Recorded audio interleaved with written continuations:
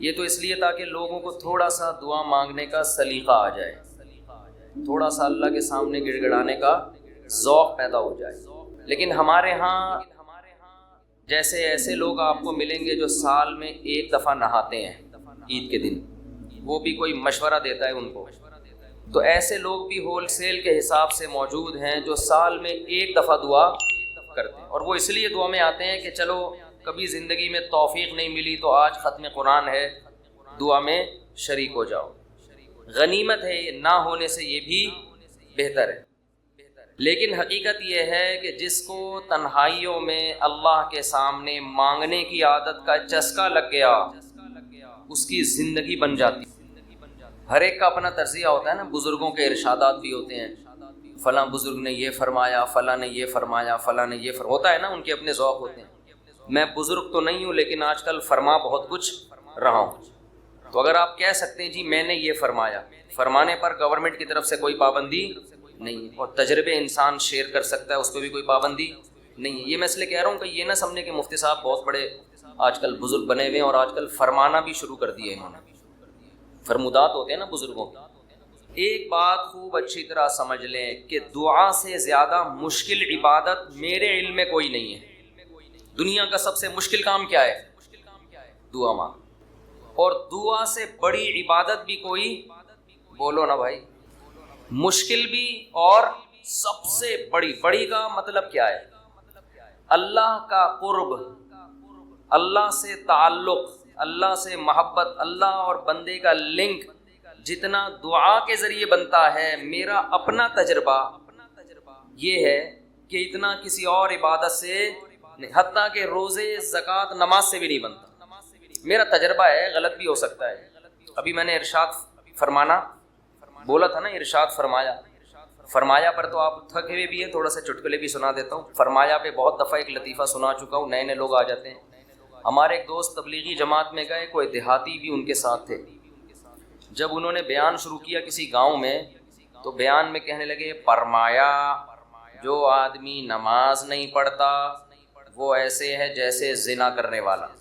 فرمایا جو آدمی نماز نہیں پڑھتا وہ ایسے جیسے قتل کرنے والا. فرمایا ایسے فرمایا کیا کہہ کے حدیثیں آ رہی ہیں. یہ صاحب کہتے ہیں میں نے سوچا کہ یار یہ حدیثیں آج میں پہلی مرتبہ سن رہا ہوں. فرمایا ہم نے تو کبھی نہیں سنا کہ نبی نے ایسے فرمایا. کہہ رہے میں نے بیان کے بعد اس کو پکڑ لیا کہ یار آج تو نے اتنا کچھ کہا کہ فرمایا. ہم جب کہتے ہیں فرمایا تو مراد نبی نے فرمایا نا. تو یار یہ جو اتنی ساری حدیثیں تو سنا رہا ہے کہ جو نماز نہیں پڑھتا ایسے جیسے قتل کیا، جو نماز نہیں پڑھتا ایسے جیسے زنا کیا، تو کس نے یہ فرمایا؟ کہہ رہے ہم نے فرمایا. کیا کہہ رہے؟ ہم نے فرمایا. ہم نے کہا بھائی یہ تیرے فرمودات کے لیے لوگ یہاں نہیں بیٹھے، کچھ بھی فرما دے تو. لیکن جیسے اس نے کچھ بھی فرما دیا، گورنمنٹ کی طرف سے فرمانے پر پابندی نہیں ہے، لیکن اس نے تو ویسے ہی فرما دیا نا. لیکن میں جو کچھ فرما رہا ہوں اس کے پیچھے ایک تجربہ ہے، ایک لاجک ہے، ایک دلیل ہے، ایسے ہی ہوائی بات نہیں ہے. سب سے زیادہ انسان کو اللہ کے قریب کرنے والی عبادت دعا. سب سے مشکل عبادت بھی کون سی ہے؟ بولو، دعا. آپ کہیں گے یار یہ کہاں سے مشکل ہو؟ روزہ کتنا مشکل ہے. صبح سحری میں اٹھو، سارا دن جو ہے وہ نہ کھاؤ نہ پیو. بہت سے لوگ کہتے ہیں روزے میں اللہ صرف ایک گھونٹ چائے کی اجازت دے دیتا نا. صبح جب سحری کے بعد فجر پڑھ کے 1 گھنٹہ سو کے جب اٹھتے ہیں تو ایسا لگتا ہے جیسے قبر سے کسی مردے کو اکھاڑا جا رہا ہے. عجیب سی حالت ہوتی ہے نا اس وقت. اسی طرح آفس میں پہنچ جاتے ہیں، پھر اگر ایک آدھ گھونٹ چائے پینے کی اجازت ہوتی کیسے فریش ہو جاتے، لیکن اللہ نے اجازت نہیں دی. تو آپ کہہ سکتے ہیں اتنی مشکل عبادت روزہ، مفتی صاحب کہہ رہے ہیں نہیں دعا مانگنا اس سے بھی زیادہ. نماز کتنی مشکل عبادت، لیکن مولانا صاحب کہہ رہے ہیں یہ فرمایا بھی وہی فرمایا ہے جو اس نے فرمایا تھا. یہ کیا ہو رہا ہے بھائی؟ اس کو دنیا میں سب سے مشکل بات پتہ ہے کیا ہے؟ الفلاحیہ کا اسپیکر ٹھیک ہو جائے.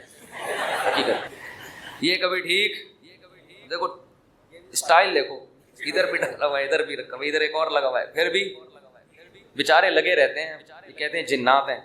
آپ کہہ سکتے ہیں بھائی کیسے مشکل ہے، اصل میں دعا، اور ایک اور اشکال ہوگا، آپ کہتے ہیں لوگ تو بہت دعائیں مانگتے رہتے ہیں، کتنی دعائیں مانگتے ہیں نا، صبح شام دعائیں مارکیٹ میں چل رہی ہیں ہول سیل کے حساب سے، اصل میں وہ دعائیں پڑھی جا رہی ہیں، مانگی، بولو، دعا پڑھنا بہت آسان۔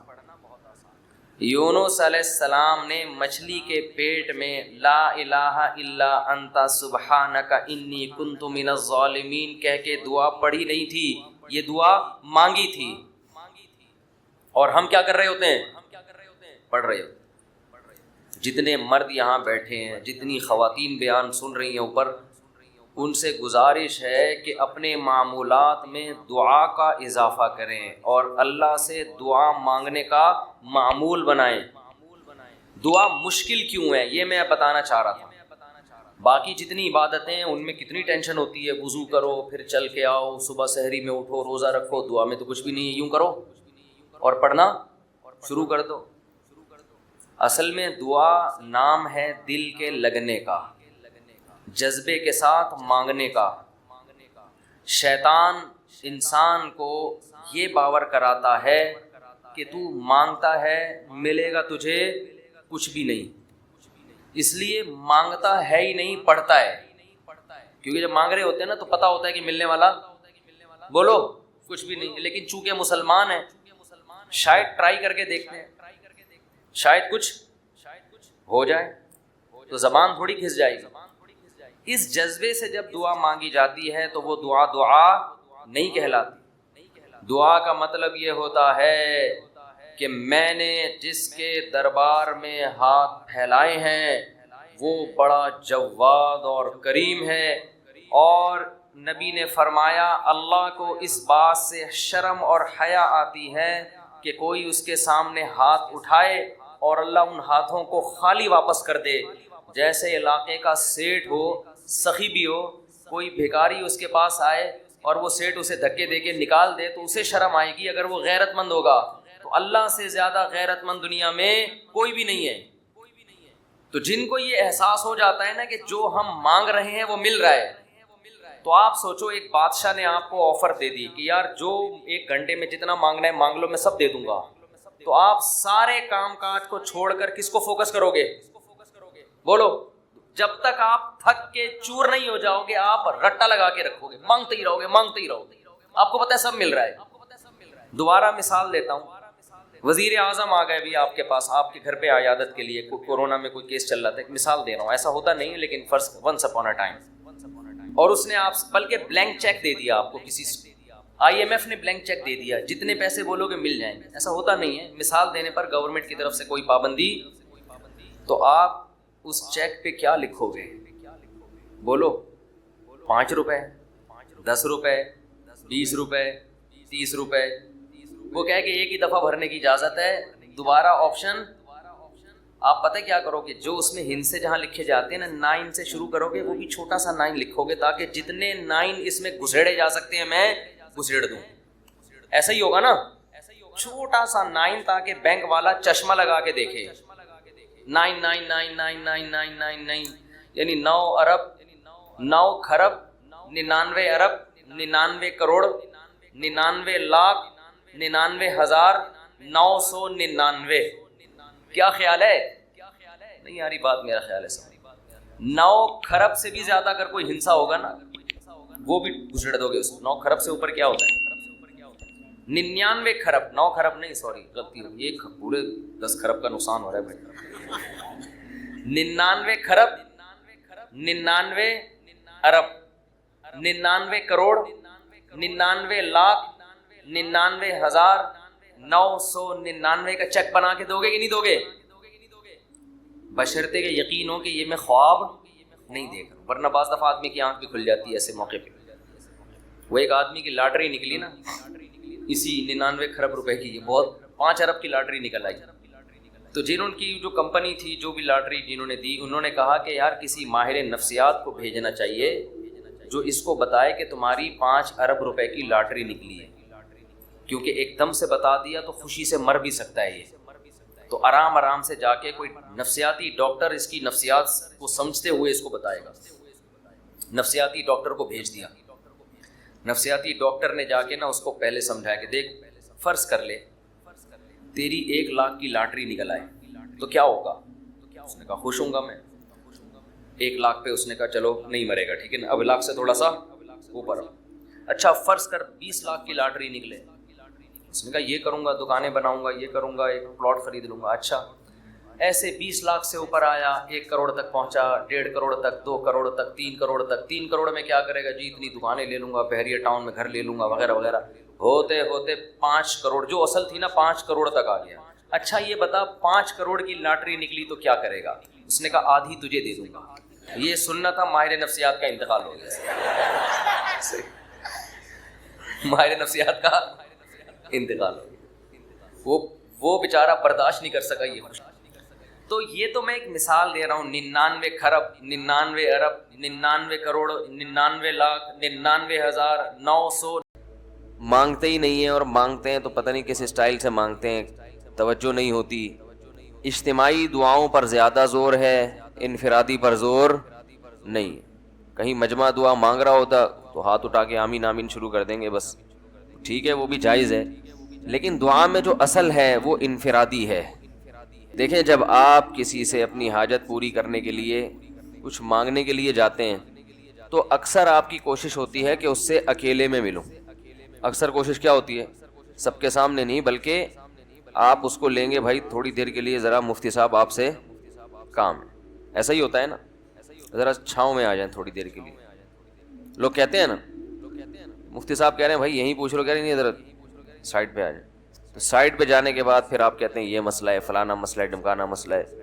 تو سائڈ پہ لے جانے سے بعض دفعہ یہ بھی ہوتا ہے کہ سب کے سامنے آدمی اپنی بات نہیں لانا چاہ رہا ہوتا, اور بعض دفعہ یہ بھی ہوتا ہے کہ میں اپنی بات توجہ کے ساتھ سنا سکوں.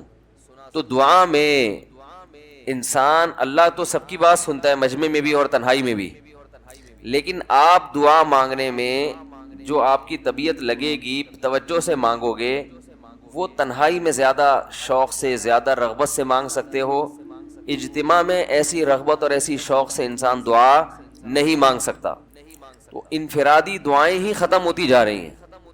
قرآن مجید میں اللہ تعالیٰ نے رمضان کی جو آیتیں ہیں ان آیتوں کے بعد ذکر کیا, وَإِذَا سَأَلَكَ عِبَادِي عَنِّي فَإِنِّي قَرِيب. اے نبی ان سے کہہ دیجئے کہ جب یہ مجھ سے میرے بارے میں پوچھیں تو آپ ان کو بتا دیں کہ میں بہت قریب ہوں تمہارے. اجیب دعوت الداعی اذا دعان, جب کوئی پکارنے والا, دعا مانگنے والا مجھ سے دعا مانگے گا تو میں اس کی پکار کا جواب بولے بھائی, اس پکار کا جواب دوں گا. پکار کا جواب دینے کا مطلب کیا ہوتا ہے, قبول کروں گا اس کی دعا. جواب کا یہ مطلب نہیں کہ اچھا میں نے سن لیا چلو. ایک جواب تو یہ بھی ہوتا ہے نا, اچھا اب چپ ہو جا.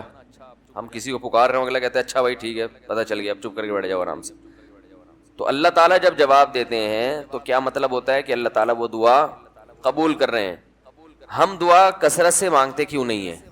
اس کی وجہ یہ ہے کہ ہمارے ذہن میں ایک چیز شیطان نے بٹھا دی ہے کہ مانگو تب بھی ویسے کے ویسے ہی ہیں, نہیں مانگو تب بھی ویسے کے ویسے. وہ فلاں آدمی تو نہیں مانگتا, وہ تو پھر بھی اس کی تنخواہ اچھی مل رہی ہے, اور میں تو کئی سالوں سے دعائیں مانگ رہا ہوں, اے اللہ میری تنخواہ ڈبل نہیں کر سکتا تو کم از کم 50% ہی بڑھا دے. تو میں تو وہیں کا وہیں ہوں, میری تنخواہ میں تو کوئی اضافہ ہو نہیں رہا. تو ہم تو دیکھتے ہیں کہ ادھر دعا مانگو کچھ بھی نہیں ہو, سوائے ثواب کے کچھ بھی نہیں ملتا. یہ وہ چیز ہے جو انسان کو دعاؤں سے روکتی ہے. حالانکہ ہم پیغمبروں کی زندگی دیکھتے ہیں تو بات بات پر دعائیں مانگتے تھے, بہت کثرت سے, بہت زیادہ. نوح علیہ السلام, اچھا اللہ نے ان کی دعاؤں کو قرآن میں ذکر بھی کیا ہے. مناجات مقبولہ ایک دعاؤں کی کتاب ہے. حضرت مولانا اشرف علی تھانوی رحمہ اللہ تعالیٰ نے قرآن اور حدیث کی دعاؤں کو ایک چھوٹی سی کتاب میں جمع کر کے 1 ہفتے پہ ڈیوائیڈ کر دیا ہے اس کو, کہ آپ روزانہ ان میں سے ایک حصہ پڑھیں گے تو پورا ہفتے میں وہ تقریباً تمام دعائیں کور ہو جائیں گی جو قرآن و سنت میں بیان کی گئی ہیں. وہ کتاب ضرور خریدیں, رکھیں اپنے پاس, مناجات مقبولہ کے نام سے.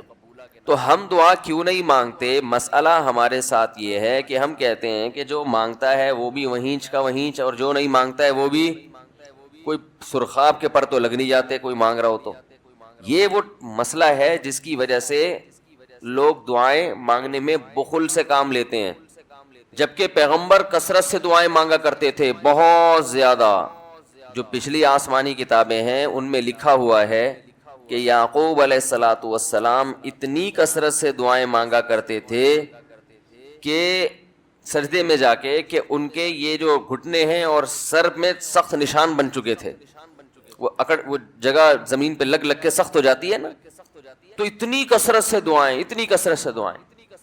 ہم نے جن بزرگوں کے ساتھ ٹوٹا پھوٹا وقت گزارا ان کو دیکھا کہ وہ دعا بہت لمبی لمبی دعائیں مانگا کرتے تھے، بہت لمبی۔ ہمارے شیخ کے سامنے جب کوئی آیا کرتا تھا دعا کے لیے کہتا تو ہاتھ اٹھائے بغیر ویسے ہی اس کو ایک دعا کا جملہ کہہ دیا کرتے تھے۔ کسی نے کہا کہ آپ ہاتھ اٹھا کے اس کے لیے دعا کیوں نہیں مانگتے؟ تو فرماتے تھے کہ جب میں ایک دفعہ ہاتھ اٹھا لیتا ہوں تو پھر اتنی آرام سے نیچے گراتا نہیں، کیونکہ پھر اللہ کے دربار میں اب ہاتھ اٹھا لیے تو پھر تو ایسا ان کا دل لگتا تھا، مانگتے چلے جاتے تھے، مانگتے چلے جاتے تھے۔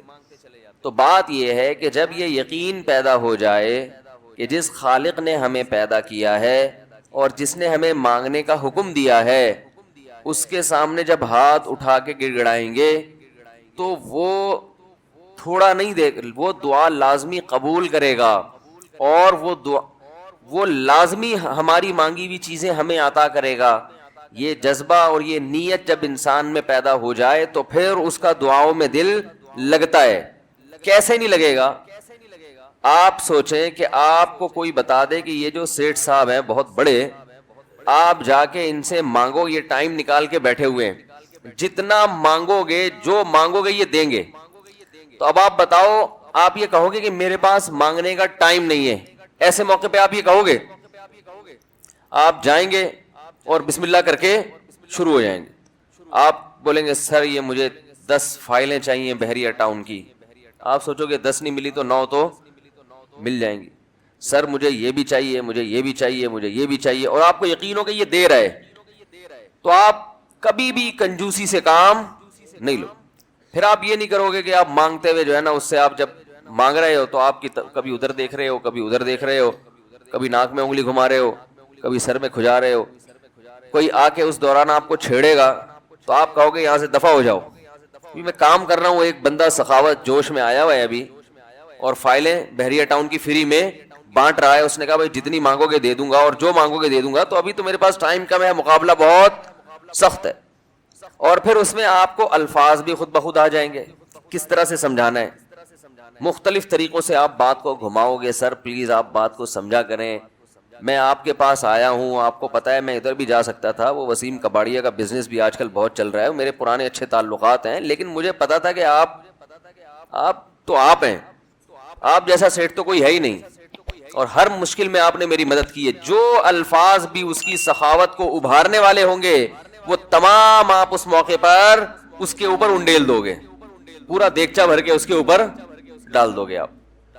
تو اللہ سے جب مانگتا ہے انسان اور اس کو یقین ہو کہ اللہ میری دعا کو پورا کرے گا، تو اس یقین کے ساتھ جب دعا مانگی جاتی ہے تو اس کا اسٹائل کچھ اور ہوتا ہے، اور ایک فارمیلٹی پوری کرنے کے لیے دعا جب مانگی جاتی ہے جیسے کہ ہمارے ہاں ہو رہا ہے، تو اس کا اسٹائل اور انداز کچھ اور ہوتا ہے۔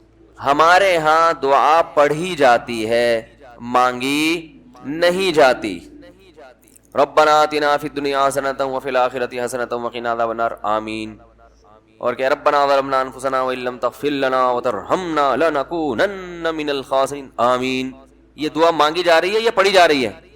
یہ تو پڑھی جا رہی ہے، اور آمین بھی پڑھا جا رہا ہے اس پہ۔ تو اللہ نے ہمیں یہ نہیں کہا کہ اقرأوا الدعاء عند ربکم، اپنے رب کے سامنے دعائیں پڑھا کرو۔ اللہ نے کہا ادعو، مانگو، پکارو، مانگو اس سے۔ بھکاری جیسے بھیک مانگتا ہے نا، لوگ کہتے ہیں مانگنے کا کیا طریقہ ہے؟ بھائی جو بھکاریوں سے پوچھو بھیک مانگنے کا کیا طریقہ ہے۔ بھکاری اکثر ان پڑھ ہوتے ہیں، جو پڑھے لکھے بھکاری ہوتے ہیں پھر وہ IMF سے مانگتے ہیں، وہ چھوٹی موٹی چیزیں نہیں مانگتے۔ بھکاری اکثر کیا ہوتے ہیں؟ ان پڑھ، جن سے ہمارا صبح شام واسطہ پڑتا ہے۔ تو یہ کسی سے بھیک مانگنے کا طریقہ سیکھ کے آتے ہیں؟ بولو نا بھائی، کسی سے طریقہ سیکھ کے آتے ہیں کہ یار وہ ذرا فلاں بندے سے چندہ مانگنا ہے، ذرا طریقہ بتانا۔ اگر کوئی بتائے گا بھی تو وہ کہے گا تو اپنے پاس رکھ، مجھے پتا ہے مجھے جیب اپنی کیسے بھرنی ہے۔ اس موقع پہ جو اس کی حالت دیکھ کے نا وہ اپنا منہ بھی ٹیڑھا میڑھا کرے گا, کپڑے بھی پھٹے پرانے, اور بہت گھمائے گا بات کو, ایسے منہ بنائے گا جیسے دنیا میں اس سے زیادہ غریب اور محتاج کوئی ہے ہی نہیں. سحری پانی سے کی ہے میں نے, گھر میں بچے بھوک سے بلک رہے ہیں, ایسی کہانیاں سنائے گا, ایسی کہانیاں سنائے گا. تو یہی حال انسان کا ہے جب اسے پتا ہو کہ میرا رب جو مانگوں گا وہ دے گا مجھے, تو پھر اس کے بھیک مانگنے کا انداز اور جو دعا مانگنے کا اسٹائل ہے وہ خود بخود فطرت اسے سکھا دیتی ہے, خود بخود اس کے اندر الفاظ آنا شروع ہو جاتے ہیں کہ ایسے مانگنا چاہیے. لیکن پرابلم یہ ہے, مسئلہ یہ ہے کہ دل میں یہ بات بیٹھ چکی ہے کہ قبول نہیں ہو رہی. عجیب حدیث ہے, رسول اللہ صلی اللہ علیہ وسلم نے ارشاد فرمایا کہ اللہ بندے کی دعا قبول کرتے رہتے ہیں, وہ مانگتا رہتا ہے قبول ہوتی رہتی ہے, وہ مانگتا رہتا ہے قبول ہوتی رہتی ہے, یہاں تک کہ ایک وقت ایسا آتا ہے کہ بندہ یہ کہتا ہے کہ میں مانگ رہا ہوں قبول تو ہو نہیں رہی. تو جب یہ کہتا ہے تو اس وقت قبول کرنا بند کر دیتے ہیں اللہ تعالیٰ. اللہ کہتے ہیں کہ اگر تو یہ سمجھ رہا ہے کہ قبول نہیں ہو رہی تو اب نہیں ہوگی. اب عجیب بات ہے یا نہیں ہے یہ حدیث؟ بھائی وہ بندہ کئی سال سے دعائیں مانگ رہا تھا اور پھر آخر میں آ کے کہتا ہے کہ قبول تو ہو نہیں رہی, تو ظاہر ہے کچھ نہیں ہو رہی ہوگی تبھی تو کہہ رہا ہے نا. اس کو ایسا لگ رہا ہوگا کہ قبول نہیں ہو رہی, بھائی اس کو یہ لگ رہا ہوگا کہ نہیں جو چیزیں مانگ رہا ہوں وہ تو مل نہیں رہی, تو تبھی تو وہ کہتا ہے کہ قبول نہیں ہو رہی. تو سوال پیدا ہوتا ہے پھر اللہ قبول کرنا بند کیوں کر دیتے ہیں؟ اللہ تعالیٰ جب دعائیں قبول کرتے ہیں تو اس کا انداز وہ نہیں ہوتا جیسے ایک عام انسان جب کسی کو بھیک دیتا ہے. ایک عام فقیر جب آپ کے پاس آئے گا, آپ سے بھیک مانگے گا, 100 روپے دے دو, 20 روپے دے دو, آپ اٹھا کے 100 نہیں تو 10-20 تو پکڑا دیتے ہیں اس کو, تو وہ یہ سمجھتا ہے کہ میری دعا کیا ہو گئی, قبول. لیکن اللہ تعالیٰ اس طرح دعا نہیں قبول کرتے. اگر اللہ اس طرح سے دعائیں قبول کرنا شروع کر دیں تو پھر یہ معاملہ غیب کا نہیں رہے گا. ادھر آپ نے دعا مانگی, اے اللہ میرے کاروبار کو بڑھا دے, لیلۃ القدر میں رو کے دعا مانگی, اور صبح صادق کے وقت آپ کا فون آیا کہ آپ کا کنٹینر کسٹم والوں کے شر سے محفوظ ہو گیا ہے, سمجھ میں پاس ہو گیا وہ, اور آپ کی چیز ڈبل قیمت پہ بک گئی ہے. پھر آپ نے دعا مانگی, اے اللہ تیری رحمت اس وقت جوش میں آئی ہوئی ہے, تو ایسا کر میرا بچہ بھی پاس ہو جائے, اس کے نمبر اچھے آ جائیں. ادھر فون آیا کہ آپ کا بچہ پہلی پوزیشن سے کامیاب ہو گیا. پھر آپ نے کہا آج اللہ کی رحمت بہت جوش میں آئی ہوئی ہے, اے اللہ میری بیوی بھی ٹھیک ہو جائے. تو بیگم صاحبہ کا فوراً فون آ گیا کہ میں ٹھیک ہو گئی ہوں, ہے بھائی میں ٹھیک ہو گئی. اے اللہ ساس صاحبہ بہت دنوں سے آگے بیٹھی ہوئی ہیں, جانے کا نام نہیں لے رہی, فون آ گیا کہ میں چلی گئی ہوں. اس طرح سے اگر دعائیں قبول ہونا شروع ہو جائیں تو میرے بھائی پھر یہ سارے کافر, یہ سارے لبرل لوگ جو اللہ کو مانتے ہی نہیں ہیں, یہ دنیا کا ہر کام چھوڑ کے مصلی بچھا لیں گے اور دعاؤں کو فوکس کرنا شروع کر دیں گے. دعا قبول ہوتی ہے مگر اس شخص کی جو اللہ پر غیب پر ایمان رکھتا ہے, جسے دعا قبول ہوتی ہوئی نظر نہیں آتی مگر وہ یقین کرتا ہے کہ دعا قبول ہو رہی ہے. صرف اس شخص کی دعا قبول ہوتی ہے, اس کے علاوہ کسی کی قبول نہیں ہوتی. بہت مشکل ہے بھائی سمجھانا. دعا سب کی قبول ہوتی ہے کا مطلب پتہ ہے, سب کی مطلب ان سب کی کہ جو یہ یقین رکھتے ہیں کہ قبول ہوتی بھی نظر نہیں آ رہی پھر بھی قبول ہو رہی ہے, ان لوگوں کی قبول ہوتی ہے دعا. حدیث سے پتہ چلتا ہے, اور اصل میں دعا مانگتے ہی یہی لوگ ہیں. اب آپ کہیں گے بھائی نظر تو آ نہیں رہی, جب میں جو چیز مانگ رہا ہوں وہ مل نہیں رہی, تو کیا ایسے قبول کا کرنا کیا ہے بھائی؟ یہ تو صرف مشورے مل رہے ہیں ہمیں کہ پھر بھی مانگتے رہو. تو ہم نے, وہ ایک فقیر تھا نا, ایک سیٹھ صاحب کے پاس آیا, کہنے لگا کہ بھائی ذرا کچھ پیسے مل جائیں گے, گھر میں ضرورت ہے. تو اس نے کہا اتنے ہٹے کٹے ہو کے بھیک مانگتے ہو, شرم نہیں آتی؟ تو اس نے کہا فی الحال میں نے آپ سے بھیک مانگی ہے, مشورہ نہیں مانگا. جب مشورہ مانگوں تو اس وقت مشورہ دے دینا کہ بھیک مانگنا میرے لیے مناسب ہے یا نہیں ہے بھائی. ابھی میں آپ سے پیسے مانگ رہا ہوں, مشورے کے لیے پھر کوئی اور ٹائم انشاءاللہ رکھ لیں گے, اس میں آپ سے مشورہ لوں گا کہ میرے جیسے آدمی کو بھیک مانگنا مناسب ہے یا نہیں. تو آپ کے ذہن میں بھی یہ خیال آ رہا ہوگا کہ ہم اللہ سے دعا مانگتے ہیں اور اللہ کی طرف سے جو چیز جو ہم مانگ رہے ہیں وہ تو مل نہیں رہی, بلکہ اللہ کی طرف سے مشورے مل رہے ہیں کہ مانگتے رہو قبول ہو رہی ہے, تو ہوتی بھی تو نظر نہیں آ رہی. کیا خیال ہے بھائی؟ ہوتی قبول ہوتی بھی نظر تو نہیں آ رہی. تو یاد رکھیں دعا تو لازمی قبول ہوتی ہے. اگر آپ کو قبول ہوتی بھی نظر نہیں, دعا قبول ہونے کے انداز مختلف ہیں. اللہ تعالیٰ کے جس طرح سے قبول کرتے ہیں نا, وہ عام لوگوں کی طرح نہیں آپ کو چیزیں پکڑا دیتے. یہ تو غیب سے معاملہ ختم ہو جائے گا. اللہ کی حکمت کا تقاضا یہ ہے کہ اس طرح سے قبول کروں کہ قبول ہو مگر اس کو پتا نہ چلے, کیونکہ وہ اللہ کا دربار ہے, اس کی کچھ قیمت ہے کہ وہ ہر ایک کو مانگنے کی توفیق نہیں دیتا. بھائی آپ نے کبھی دیکھا کہ کوئی سیٹ ایسی دکان کھول کے بیٹھ جائے کہ آؤ جو مانگو میں دوں گا؟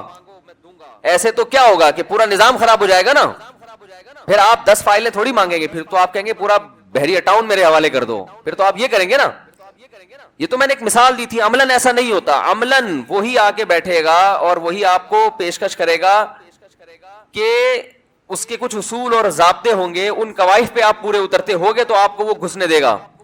اللہ کے بھی کچھ اصول اور ضابطے ہیں, ساری دعائیں قبول کرے گا. جو مانگو گے صرف اتنا نہیں بلکہ بڑھا کے دے گا. لیکن اصول یہ ہے کہ اللہ کہتے ہیں کہ جب میں دوں گا تو نظر نہیں آئے گا, مگر یقین رکھنا ہے کہ کیا کر رہا ہوں, میں دے رہا ہوں, پھر دیتا رہوں گا میں. پھر بات وہیں آگے کھڑی ہو جاتی ہے کہ ایسے دینے کا کیا فائدہ کہ ہماری سمجھ میں نہیں آ رہا کہ پتہ نہیں کیسے دے رہا ہے اللہ تعالیٰ. تو یاد رکھیں اللہ تعالیٰ کے دینے کا انداز تھوڑا مختلف ہے. وہ کیا ہے؟ بعض مرتبہ جو چیز مانگ رہے ہوتے ہیں اللہ وہی چیز آپ کو دے دیتا ہے, اور ایسا بھی ہوتا ہے. ہمیشہ ایسا تو نہیں ہوا ہوگا کہ جو چیز مانگی اور نہیں ملی ہو. کئی بار ایسا ہوا ہے کہ جو مانگا وہ اللہ نے دے دیا, فوراً مسئلہ حل ہو گیا. بعض دفعہ بلکہ اس سے بھی پہلے کا اسٹیپ, بسا اوقات تو آپ دعا مانگ ہی نہیں رہے ہوتے, آپ اس کو دعا سمجھ رہے ہوتے ہو, لہذا اس میں وہ جان ہوتی نہیں ہے, تو قبولیت کا پھر سوال ہی پیدا نہیں ہوتا. آپ دعا پڑھ رہے ہوتے ہو, مانگ رہے نہیں ہوتے. تو اللہ نے تو دعائیں قبول کرنے کا کہا ہے, دعائیں پڑھنے پر کہا ہو, وعدہ کیا ہو, ایسا ہمارے علم میں کوئی حدیث نہیں ہے. دیکھیں یونس علیہ الصلوۃ والسلام جب مچھلی کے پیٹ میں تھے تو یونس علیہ السلام کو اپنی خطا کا احساس ہوا کہ میں اللہ کی پرمیشن کے بغیر اپنی قوم کو چھوڑ کے آ گیا ہوں. ان کو احساس ہو گیا, تبھی اللہ نے مجھے مچھلی کے پیٹ میں ڈال دیا ہے. تو اب آپ نے مچھلی کے پیٹ میں جا کے یہ دعا مانگی, لا الہ الا انت سبحانک انی کنت من الظالمین. اے اللہ تیرے سوا کوئی عبادت کے لائق نہیں ہے, سبحانک تو ہر عیب سے پاک ہے. تو نے جو مجھے مچھلی کے پیٹ میں ڈال دیا تو یہ تیری غلطی نہیں ہے, تو ہر عیب سے پاک ہے. انی کنت من الظالمین, میں ہوں ظلم کرنے والا اپنی جان پہ, مجھ سے غلطی ہوئی ہے. اللہ تعالیٰ کو آپ کا یہ مانگنا اتنا پسند آیا کہ مچھلی کو حکم دیا کہ ان کو ساحل پر اگل دو. اور نہ صرف یہ کہ مچھلی نے آپ کو ساحل پہ ڈالا, وَأَنبَتْنَا عَلَيْهِ شَجَرَةً مِّن يَقْطِينٍ, یقطین کوئی درخت تھا وہ بھی اللہ نے اگا دیا دھوپ سے بچانے کے لیے. لیکن جب مصیبتوں میں ہم یہ کلمہ پڑھتے ہیں لا الہ الا انت سبحانک انی کنت من الظالمین, تو ہم یوسف علیہ السلام والے جذبے سے یہ کلمے میں جو الفاظ ہیں وہ مانگتے نہیں ہیں بلکہ ہم یہ کلمہ پڑھتے ہیں. سمجھ رہے ہیں؟ پڑھنے کی بھی برکتیں ہوتی ہیں, میں اس کا منکر نہیں ہوں, لیکن ہمارے جو ورڈنگ ہوتی ہے نا وہ مانگنے کا اسٹائل نہیں ہوتا. ہم چھوٹے بچے تھے تو مسجد میں آیت کریمہ کا ورد ہوا کرتا تھا کہ بھائی حالات خراب ہیں آج کل, امام صاحب اسپیکر پہ اعلان کر کے بلاتے تھے, آ جاؤ بھائی آیت کریمہ کا ورد ہوگا, لا الہ الا انت سبحانک انی کنت من الظالمین, 5 لاکھ دفعہ پڑھا جائے گا. تو ہم مسجد میں آتے, وہ مسجد میں دانے ہم تو آتے تھے, اس کے بعد جلیبیاں بھی ملتی تھیں, بڑی گرم گرم ٹائٹ جلیبیاں ہوتی تھی. اب تک وہ مزہ نہیں آیا جلیبی میں. تو وہ جلیبیاں بھی ہوتی تھی, اوپر دانے رکھے ہوئے ہوتے تھے, وہ 5 لاکھ دانے ہوتے تھے, ختم کرنے ہوتے تھے. تو پھر ہم کیا کریں, لا الہ الا انت سبحانک انی کنت من الظالمین, لا الہ الا انت سبحانک. اس میں فراڈ نہیں کرتے تھے, پڑھتے پورا تھا الحمدللہ. بعض لوگ تو کیا کرتے تھے, ایک مٹھی لی لا الہ الا انت سبحانک انی کنت من الظالمین نے پھونک مارا اور سائڈ پہ رکھ دیا. وہ یہ ڈرامے بھی ہوتے تھے, لیکن ہم پورا ہی پڑھتے تھے ہم. لیکن اس میں مانگنے کا انداز تو نہیں ہوتا تھا, لا الہ الا انت سبحانک انی. پھر اس میں بچے تھے, شرارت بھی شروع ہو جاتی تھی. پھر دیکھ رہے ہیں کوئی ادھر دیکھ رہا ہے تو ایک دانہ اٹھایا, لا الہ الا انت سبحانک انی کنت من الظالمین, یوں کر کے اس کی ناک پہ مارا ہے. کوئی ادھر دیکھ رہا ہے تو اس کی جیب میں ڈال دیا. تو یہ دعا مانگی جا رہی ہے, یہ تو پڑھی جا رہی ہے, ایک فارمیلٹی ہے کہ 5 لاکھ پورے کرنے ہیں, اس کے بعد جلیبی کھانا ہے اور نکلنا ہے. تو آج بھی ایسا ہی ہو رہا ہے. امام صاحب دعا مانگتے ہیں, لوگ کہتے ہیں یار چلو جب نماز پڑھ لی, 4 رکعتیں پڑھ لی, سلام بھی پھیر لیا, تو اس میں کیا جا رہا ہے, یہ بھی پورا ہی کر لو. ایسا ہی ہوتا ہے نا, یہ بھی پورا ہی کر لو, آمین آمین کہہ لیں گے. امام صاحب ڈرائیور ہیں, ہم پیچھے مقتدی ہیں, تو جہاں اتاریں گے وہیں اتریں گے ہم لوگ, پہلے تو نہیں اتر سکتے. تو یہ ایک لوگوں کے ذہن میں تصور ہے.